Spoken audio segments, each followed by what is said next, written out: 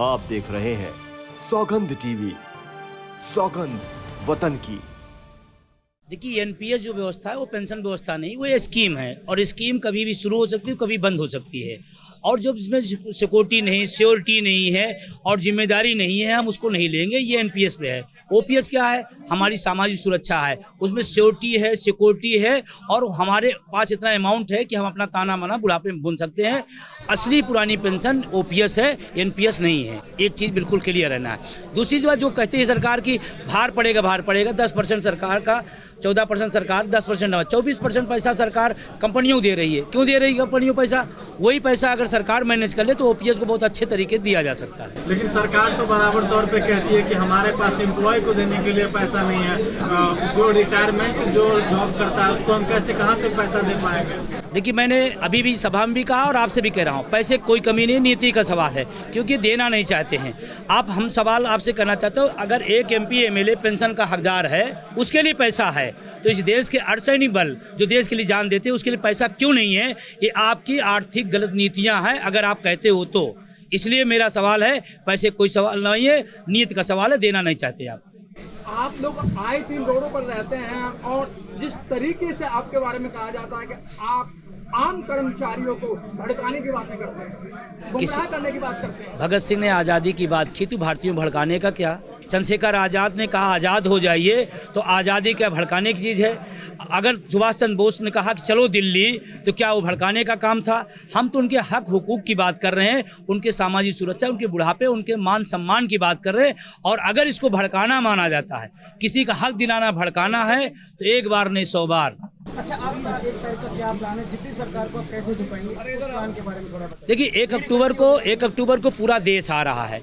Central कर्मचारी, state कर्मचारी, सफाई कर्मचारी, अध्यापक और तमाम सारे विभागों के तमाम वो सारे लोग आ रहे हैं। और यहाँ तक उनके परिवार के लोग भी इस बार आ रहे हैं। तैयार हैं आप? ये सब बहुत छोटी चीज़ें हैं, 10 साल में सब झेला गया है, आगे भी झेला जाएगा।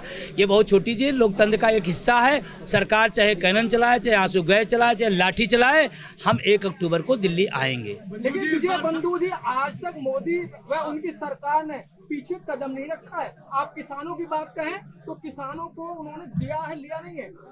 ये बात आपने कहा, मैं आपको याद दिलाना चाहता हूँ, अगर मोदी जी को टेंशन न होती तो राज्यसभा के अंदर, दोनों सदन के अंदर इसी एनपीएस के ओपीएस के खिलाफ बोलने का मतलब हुआ कि टेंशन तो कहीं ना कहीं है। पिछले 10 साल में तो नहीं बोला था, पहली बार उन्होंने बोला कि अर्थव्यवस्था खराब हो जाएगी, जो राज्य लागू कर रहे हैं उनका क्या होगा। प्रधानमंत्री अगर बोले हैं तो आसानी से नहीं बोलते हैं, और उन्होंने पुरानी पेंशन के विरोध में बोला, लेकिन बोला इसका मतलब दर्द कहीं ना कहीं अंदर है। बीजेपी की सरकार 2004 में पेंशन को खत्म किया जाता है। आप मौजूदा दौर में बीजेपी की सरकार चल रही है, तो कहीं ना कहीं आप लोगों को जो अगला कड़ी होगा वो किसके ओर जा रही है? देखिए, बीजेपी सरकार, हमारा इस सरकार उस सरकार से मतलब नहीं है। हमने जाकर राजस्थान में लड़ा था, कांग्रेस की सरकार थी। हमने झारखंड में जाकर लड़ा था, वहाँ पर हेमंत सोरेन की सरकार थी। हमारा सरकारों से में मतलब है, जो भी सरकार है, वर्तमान सरकार, हम उससे मांग करते हैं और उसी से लड़ेंगे। सत्ता में जो रहता है सवाल उसी से पूछा जाता है और हम पूछेंगे। अगर कोई लोग रैली जी भी हो सकते हैं, चुनाव जी भी हो सकते हैं, तो हमें आप वही समझ लीजिए। बंधु जी, इस बार सामना आपका 56 इंच के सीने से है और कहते हैं एक अकेला सब पर भारी। बंधु, आप उन पर कैसे भारी पड़ेंगे जिन्होंने 750 किसानों की जान ले ली, फिर भी अपना नियम और कानून वापस नहीं लिया? देखिए, जब किसी को पावर दी जाती है तो पावर इसलिए नहीं दी जाती है कि वो विध्वंस करे।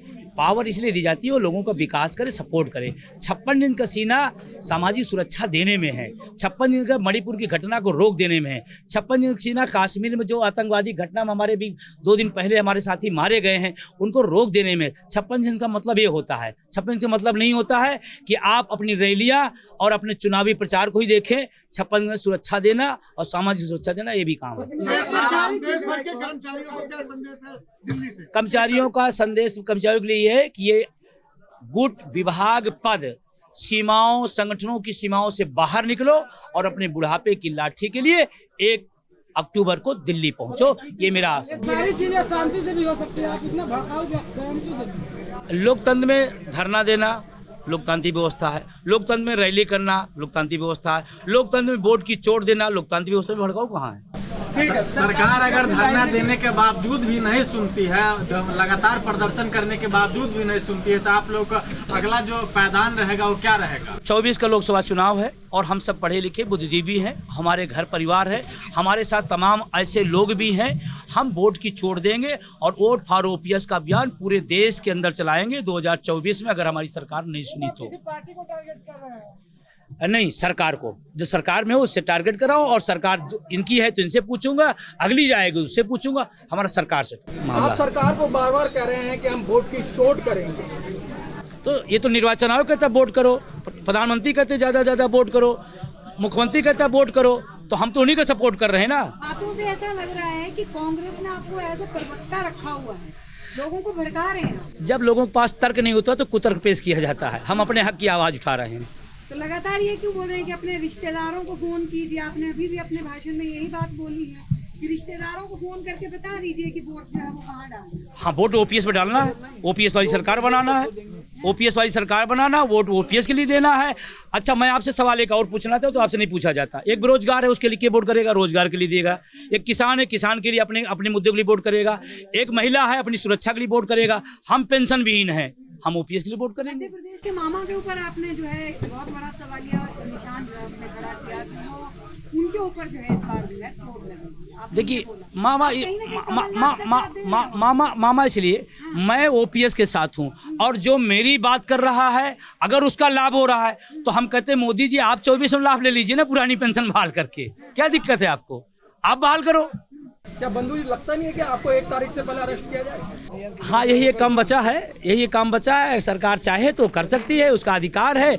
हाँ, उसके बाद मेरा जो अधिकार है मैं उसका उपयोग करूंगा। एक बंदूक को नहीं, लाखों बंदूक को अरेस्ट करना पड़ेगा। ठीक है सर, थैंक यू।